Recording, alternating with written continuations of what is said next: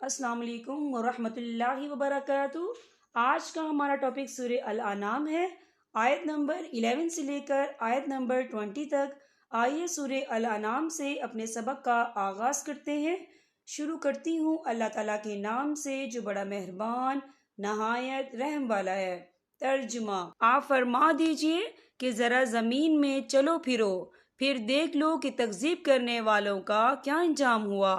آپ کہیے کہ جو کچھ آسمانوں اور زمین میں موجود ہے یہ سب کس کی ملکیت ہے؟ آپ کہہ دیجئے کہ سب اللہ ہی کی ملکیت ہے۔ اللہ نے مہربانی فرمانا اپنے اوپر لازم فرما لیا ہے۔ تم کو اللہ قیامت کے روز جمع کرے گا، اس میں کوئی شک نہیں۔ جن لوگوں نے اپنے آپ کو گھاٹے میں ڈالا ہے سو وہ ایمان نہیں لائیں گے۔ اور رات اور دن میں جتنی مخلوقات آرام پاتی ہے سب اسی کے قبضے میں ہے، اور وہ ہر بات کو سنتا، ہر چیز کو جانتا ہے۔ کہہ دو کہ کیا میں اللہ کے سوا کسی اور کو رکھوالا بناؤں، اس اللہ کو چھوڑ کر جو آسمانوں اور زمین کا پیدا کرنے والا ہے اور جو سب کو کھلاتا ہے، کسی سے کھاتا نہیں۔ کہہ دو کہ مجھے یہ حکم دیا گیا ہے کہ فرما برداری میں سب لوگوں سے پہل کرنے والا میں بنوں، اور تم مشرکوں میں ہرگز شامل نہ ہونا۔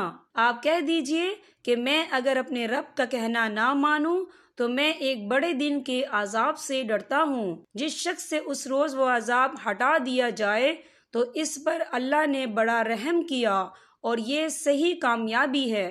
اور اگر تجھ کو اللہ تعالیٰ کوئی تکلیف پہنچائے تو اس کا دور کرنے والا سوا اللہ تعالیٰ کے اور کوئی نہیں، اور اگر تجھ کو اللہ تعالیٰ کوئی نفع پہنچائے تو وہ ہر چیز پر پوری قدرت رکھنے والا ہے، اور وہی اللہ اپنے بندوں کے اوپر غالب ہے، برتر ہے، اور وہی بڑی حکمت والا اور پوری خبر رکھنے والا ہے۔ آپ کہیے کہ سب سے بڑی چیز گواہی دینے کے لیے کون ہے؟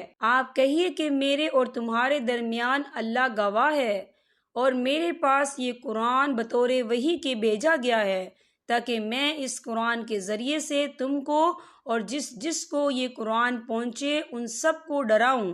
کیا تم سچ مچ یہی گواہی دو گے کہ اللہ تعالیٰ کے ساتھ کچھ اور معبود بھی ہیں؟ آپ کہہ دیجئے کہ میں تو گواہی نہیں دیتا۔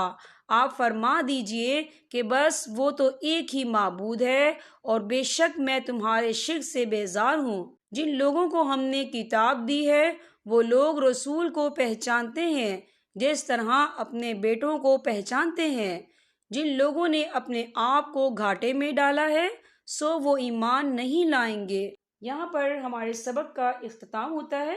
اللہ پاک ہم سب کو قرآن پاک پڑھنے، سمجھنے اور اس پر عمل کرنے کی توفیق عطا فرمائے۔ اب میں آپ سے اجازت چاہوں گی۔ السلام علیکم ورحمۃ اللہ وبرکاتہ۔